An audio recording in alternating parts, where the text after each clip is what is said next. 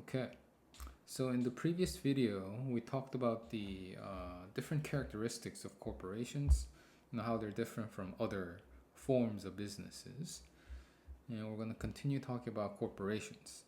So in this video, we'll talk about the ownership structure of corporations and what the goal of a corporation is, what do they do to achieve that goal, and so on.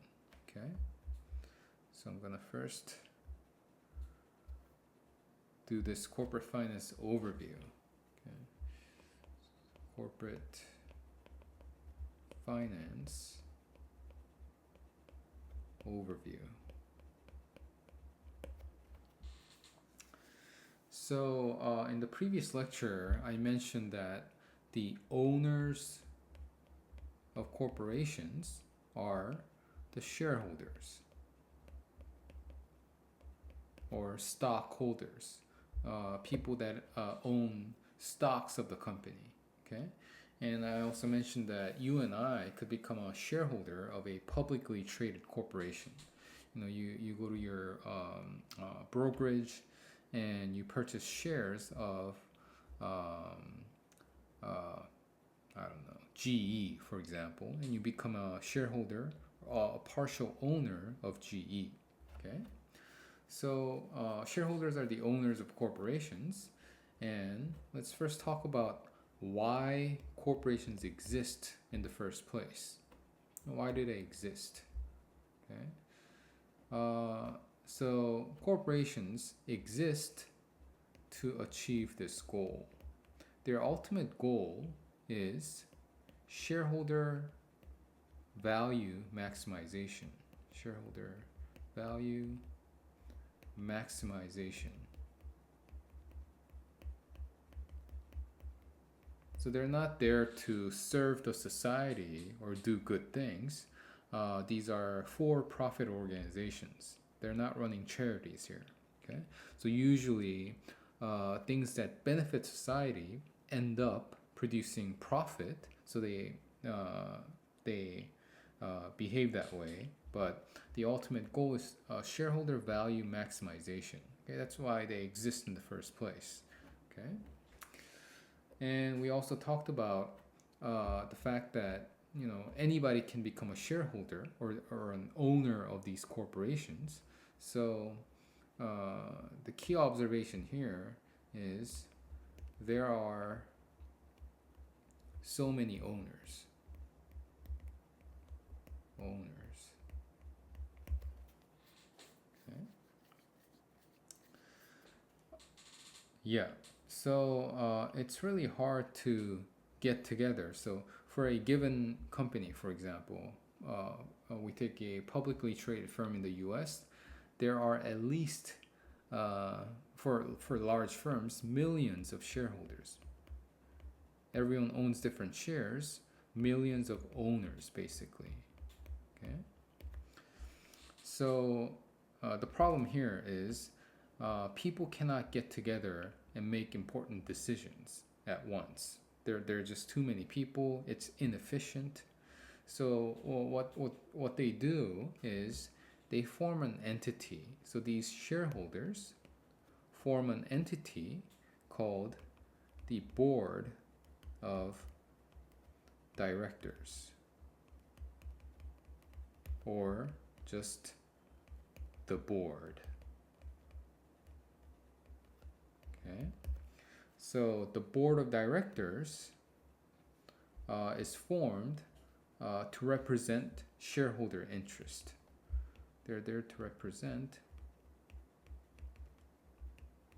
shareholder interests. Okay, because there are too many owners, it's hard to make decisions efficiently. Shareholders basically form the group of representatives called the board of directors, or the board. Okay, so the board's job is to so it usually, I think in the US, the board size usually ranges from like 6 people to 20, 30 people at most, usually. So these people get together and make important decisions for the firm. Okay, and their job is to uh, advise and monitor the CEO. Okay, so the board appoints the CEO. You've heard of the uh, word CEO, right?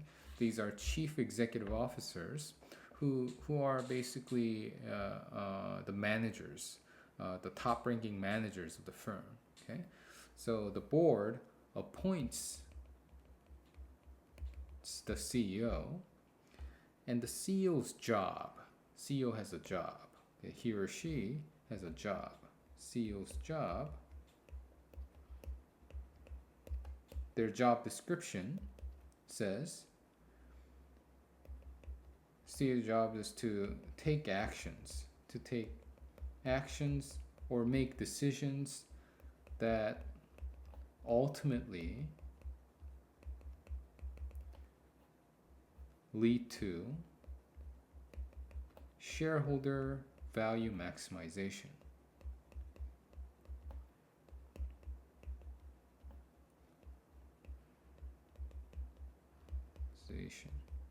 Okay. Yeah. So we talked about three important entities so far. The owners of corporations are shareholders, but there are too many shareholders, so it's hard to make decisions. So they formed a group of representatives called the board of directors, and the board appoints the CEO to run the company for them. Okay, so in the previous video I mentioned this term, separation of ownership and control, right? Ownership and control. So even though the ownership of the firm belongs to shareholders, the control of the firm, day-to-day management of the firm, belongs to the CEO. Okay, so the CEO also gets shares, so they become partial owners too. So it's a little bit complicated, but we'll just keep it simple and just say shareholders are the owners and the CEO controls the firm. Okay, and this leads to something called the agency problem, which we'll talk about soon. Okay, we'll come back to this. For now, so CEOs are hired by the owners. So these are employees of the firm. CEOs are employees of the firm. Okay, so their job is to take actions that basically satisfy what the owners want. Okay, and as I said before, the ultimate goal is shareholder value maximization. So CEO's job is to take actions or make decisions that ultimately lead to greater shareholder value. Okay. Okay. So next question. So we talked about the CEO's job and the ultimate goal of shareholder value maximization. So in corporate finance, we talk about what kind of decisions the firm and the CEO has to make in order to achieve this goal. Okay, so I'll just say, okay, this is the goal. So what decisions are needed to achieve this goal?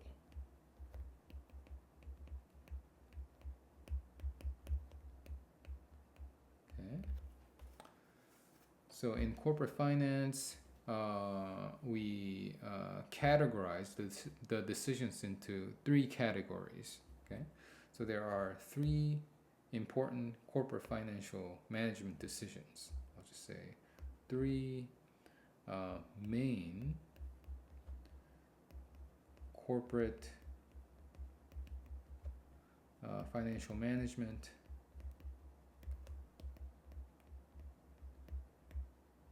decisions. Okay. First is called capital budgeting decision. capital budgeting. So you need to know these terms for the exam. Capital budgeting decision. This deals with the investment aspect of the firm.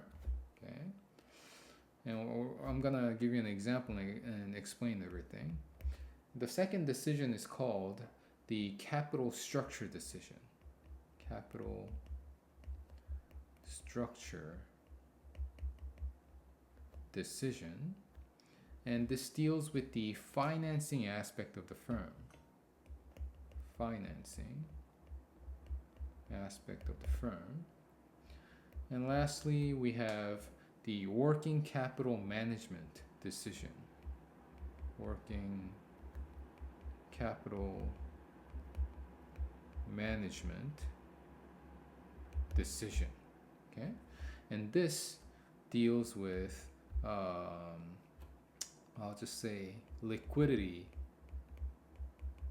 management or cash management. Okay. So yeah, again, the ultimate goal is to maximize the value of the shareholders, and the managers, with the approval of the board, will make 3 important decisions. Okay. And let me give you an example. Okay, so let's say you graduate and you want to start a business. Okay, so I don't know. Let's say you want to, I don't know. Let's say you want to open a small restaurant. Okay, so you're opening a small restaurant.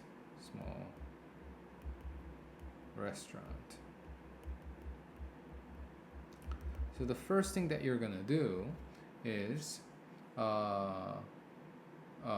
you want to do the capital budgeting decision. Okay, so what it is you're basically deciding which business you're gonna be in. Okay, first, we said a small restaurant, but you would have had many choices. You could be building, I don't know, furniture, or making tumblers, or whatever. Okay, but you chose to be in the small restaurant business. Okay, in other words, you're deciding what project you're gonna do. Okay, and the process looks like this. So in this course, you're gonna be drawing something called the timelines. Okay, so I'm illustrating the capital budgeting decision process. Okay, so I'll talk about the timelines later, but it looks like this. Basically, you're gonna do your research about the small restaurant business, and come up with your projections on how much it'll cost you to start the business. For example, maybe it'll cost you $10,000 to open your restaurant business. You might have to buy tables, kitchen stuff, or whatever, right? So there's an initial investment of $10,000 that's required, and from your projection, from the demand in the area and how you expect the business to go, you expect to make maybe $2,000 in profit every year. Okay, $2,000 the first year, $2,000 the second year, and so on. Okay, and you expect this to go on forever. We'll just say, for simplicity, it goes on forever. Okay, and in this course, we're gonna come up with something called the discount rate, R. Okay, so you don't need to know this now, discount rate. But what we're gonna do is basically we're gonna use something called a concept called the time value of money. We'll get to this soon. Time value of money you probably heard of this, time value of money, to convert all of these cash flows to times $0. Okay, times $0. So we can easily decide whether this project is worth doing. Okay, so after doing this math, you're gonna come up with something called the net present value of this project. Okay, so we have this projection, cash flow projection, $10,000 required right now, but you're gonna generate $2,000 every year forever. Okay, so if you convert all these money back into times $0, what's the net present value of this project? Okay, and in the investment decisions rules chapter, you'll see that if the NPV is greater than 0, that's usually a good sign, and the small restaurant business is worth pursuing. Okay, so this whole process is called the capital budgeting decision. Okay, you're deciding what investment you want to make. This is an investment, right? $10,000 is not a small amount of money. It's an investment, and you expect to generate future cash flows. And using this concept of time value of money, you're going to decide whether the project is worth pursuing. Okay, that's capital budgeting. Okay, so in this example, let's say the NPV is equal to or greater than 0, so you're going to do this business. Now, the next step is you want to figure out how you're going to come up with this $10,000. Okay, so we're going to assume that you don't have enough money. Okay, so that is the capital structure decision. It deals with the financing aspect of the firm. Okay, so the capital structure decision, I'll write it down here. Capital structure decision is basically asking this question: how are you going to come up with the $10,000 that's required to open the restaurant?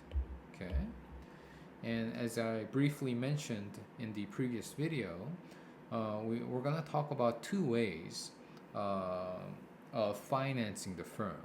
Okay, so I already mentioned the bond and equity, right? So bonds are basically debt, and stocks, did I say stocks or equity? Stocks are equity. Okay, so as a CEO or corporations will decide what mix of bond and equity the company is going to use in order to come up with this $10,000. Okay, so the firm could decide to maybe finance $5,000 in debt and $5,000 in equity. Okay, so they could choose to use this mix, or maybe if they have enough money, they can do the entire $10,000 in equity, or maybe like 3,000 in equity, 3,000 in debt, 7,000 in equity, whatever. Okay, so yeah, this decision is actually important, and we'll get to why later. Okay, so but yeah, so choosing the right mix of debt and equity is the capital structure decision. Okay. And lastly, the third decision the firm has to make is the working capital management decision. Okay, and I'm running out of space here, but yeah, we'll just do it here. Okay. So now using this small restaurant example, you've done your capital budgeting. You like this small restaurant business, okay? And now you've taken care of the financing decision. Let's say they go with the $5,000 debt, $5,000 in equity, okay? So you've taken care of the initial financing. Now the business is underway. You're cooking stuff, you're selling food, it's all good, okay?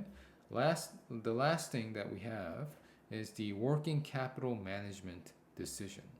So this basically deals with, I'll just write it here. Working capital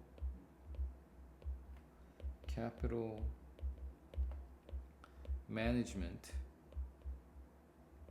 decision deals with cash. Okay, so basically, they want to make sure, the firm needs to make sure that the firm is able to handle its short-term debt obligations. So we're assuming this. Because the firm has this much debt, we also talked about in the cycle of money slide that with debt comes interest payments, right? And these are mandatory. If the firm cannot make this interest payment, they'll go bankrupt, right? So they want to hold enough cash in the firm to meet the financial obligations.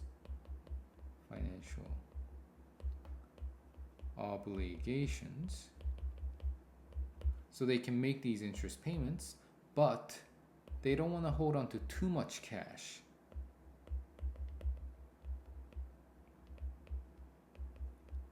That they forego profitable investment opportunities. That they forego other good opportunities. We'll just say that.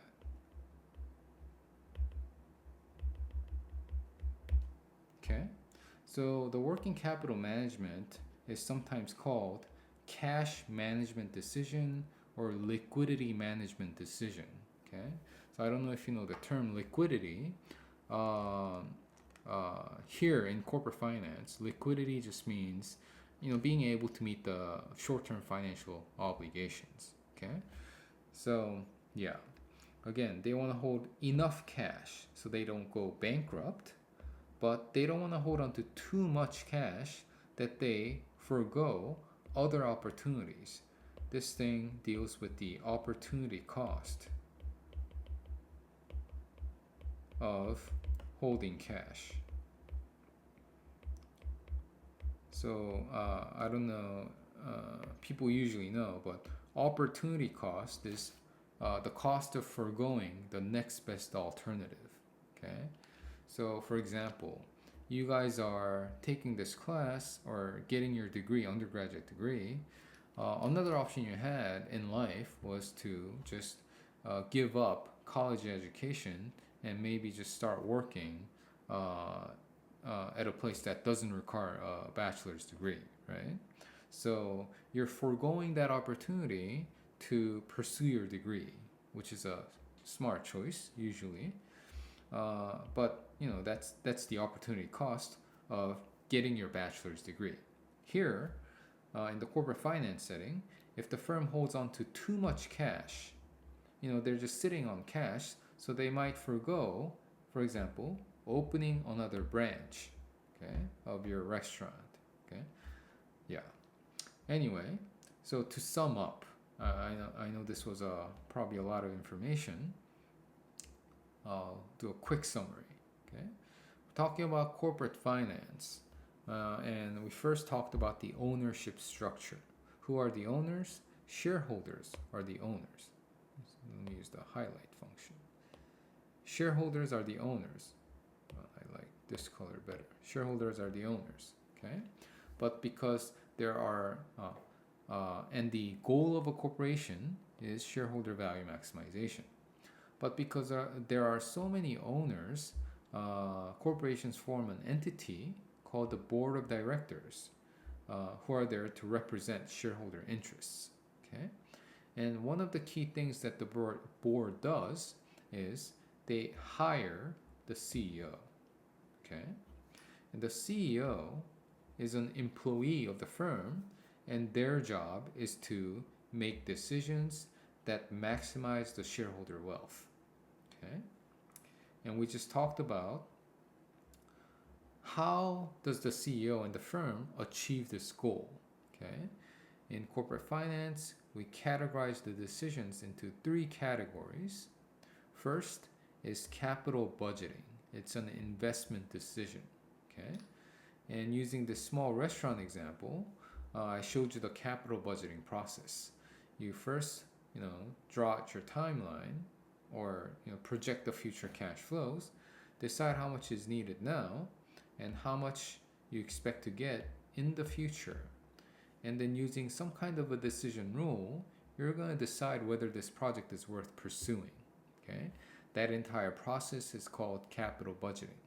Okay, and once you have a good project identified, now you gotta decide how you're gonna come up with this $10,000 initial investment. That is the capital structure decision. How are you gonna finance your firm? Okay, so in this course, we're gonna talk about 2 different methods: bonds and equity. Okay, debt versus equity. Okay, so you're gonna decide what mix of debt and equity you're gonna use to finance the firm, and that is the capital structure decision. Excuse me.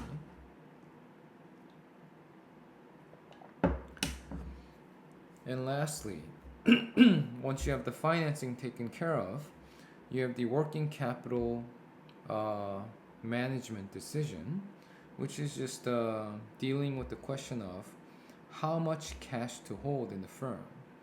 You want to hold enough cash that you're able to meet the interest payments, but you don't want to hold on to too much cash that you forgo other investment opportunities. Okay, let's go back.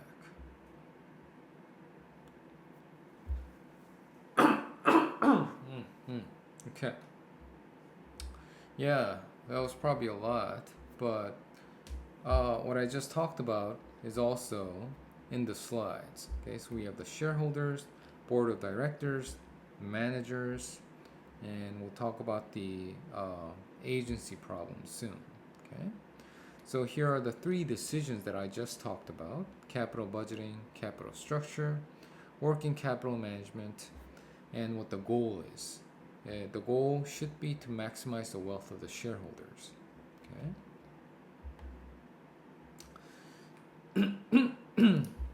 And just visually, showing you the different decision.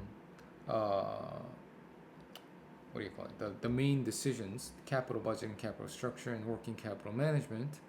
On the balance sheet, it looks like this. So the capital budgeting deals with the long-term part of the balance sheet.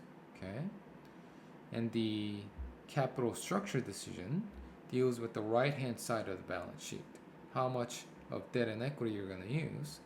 And working capital management deals with the current portion of the balance sheet. Okay.